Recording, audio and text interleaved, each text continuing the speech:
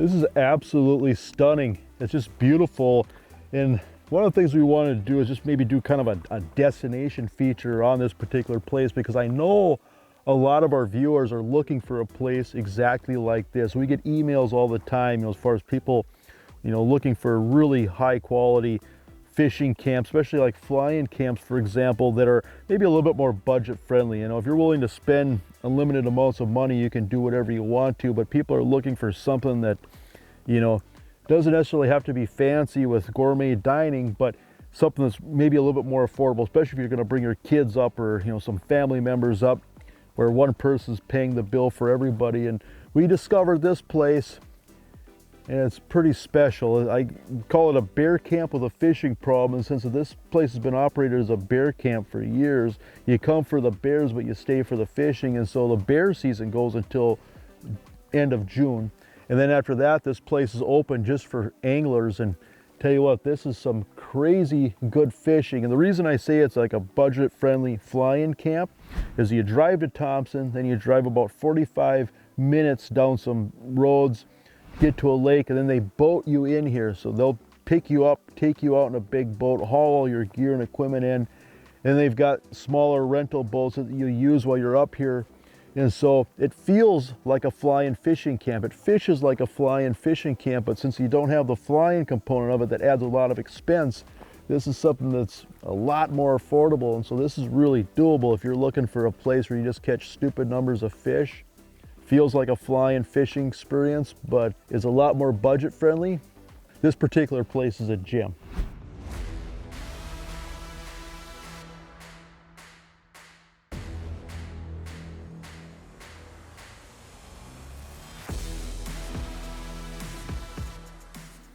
So this is, I guess we call it a river system. It's the Grassy River, and it's surprisingly shallow. And so we get out here, and I would say most of this, from what we've seen, most of it's well less than 10 feet. And just classic northern Canada river in the sense that a lot of shallow water. It's very stained water. And there's these troughs or holes that are maybe just a touch deeper, like say, I don't know, 5 to 8 feet, 10 feet. And it just seems like every fish in the whole area is loaded up in these spots.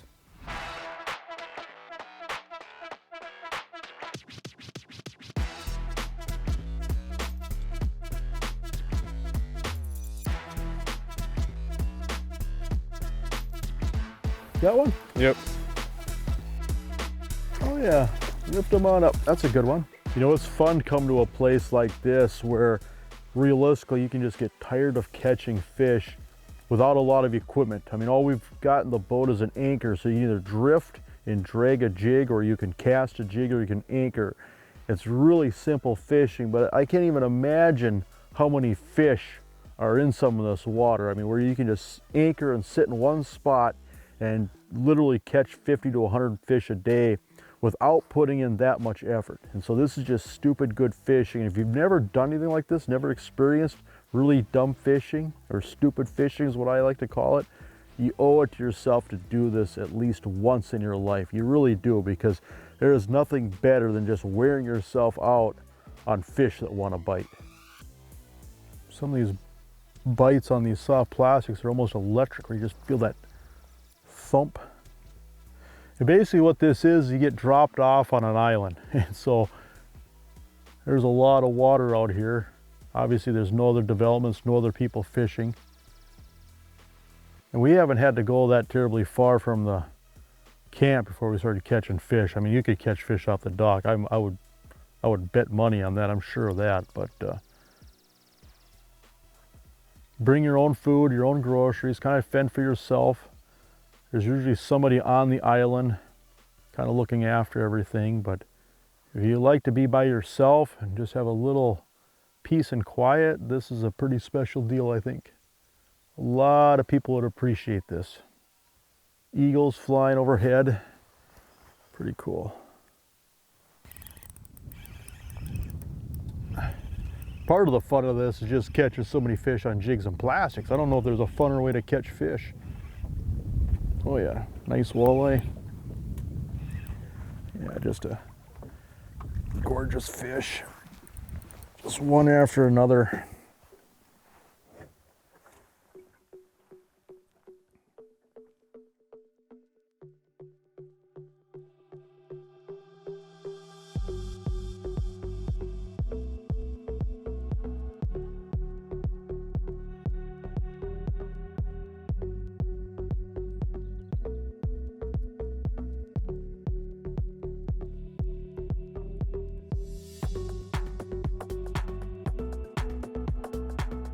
You know, just with the logistics, when you come to a place like this, whether it's a boating camp like where we're at or a flying camp, you're not bringing necessarily a lot of tackle, fishing on a really small boat, so it's just a lot of jigs and plastics. You know, 1/4 ounce jig, either a paddle tail, just maybe a 3-inch grub with a twister on it, but just, you know, 1/4 ounce jigs and plastics. You don't necessarily need frozen shiners, or you can just catch a lot of fish in this part of the world on that basic setup.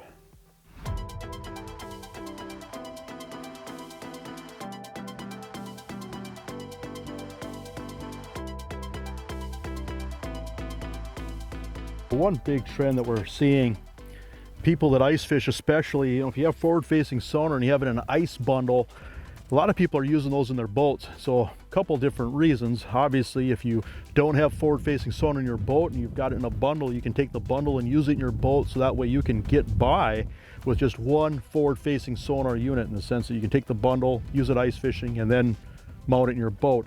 The other thing is there's a portability component, in the sense that, so right now we're in a remote area up in Canada where you're just basically hopping in a 14 or 16 foot boat with bench seats, and there's no electronics. And so you can take your bundle, you've got your GPS, you've got sonar pack, you can put forward facing sonar, and so it makes it very portable. Biggest thing is you want to have a good power source. This ice bundle here's got a 50 amp hour Norsk lithium. That particular battery is going to give this unit plenty of power as far as having good screen, brightness of display. Realistically, it's going to probably last for up to 3 8-hour days, and so it'll last a long time, at least if you're using a 9-inch screen. We're just using a Bruce City mount, where you can see here the mount itself is mounted on a downrigger plate, where all the Brunswick boats, the Lund Crestliner boats, have a rail system where you can have rod holders, downrigger plates, etc., that just screw right into the rail. You can take that plate and just use even a vice grip. There's other systems where you can take ram mount rod holders. You can, you know, stick the pole or fasten the pole into some type of a rod mount or a rod holder. And so there's all different ways you can customize this, but the biggest thing to stress is these ice bundles aren't just for ice fishing. There's a portability with ice bundles where you can just hop in a boat and go fish. And so basically it just enables you to take your forward facing sonar with you wherever you go.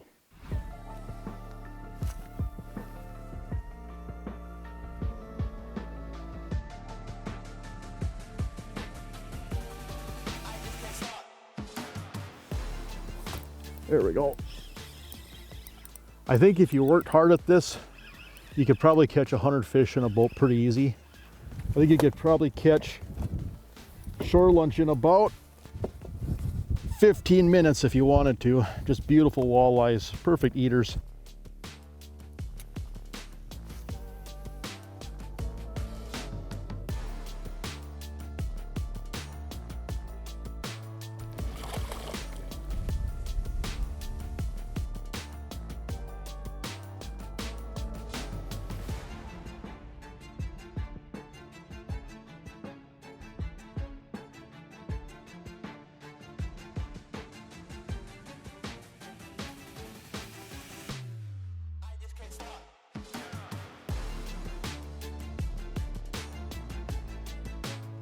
And so you get to this secluded island, you're basically the only person on this lake if you come here with your crew. So they've got a really nice cookhouse with basically a full kitchen. There's a fish cleaning shack. There's a shower house where you take a hot shower. There's an outhouse, and there's a really nice cabin where, let's see, there's 1, 2, 3, 4, 5 beds in that cabin. I think they've got a couple of additional cabins as well. But for a small group, say 3 to 6 people, this is just a perfect opportunity that's really affordable, because again, you don't have the fly-in component to this. It adds a lot of money to some of these trips. And so that's the thing, is if you've been looking for a deal where you just come up, catch a bunch of fish that's maybe a little bit more budget friendly, this here is really a gem of a place.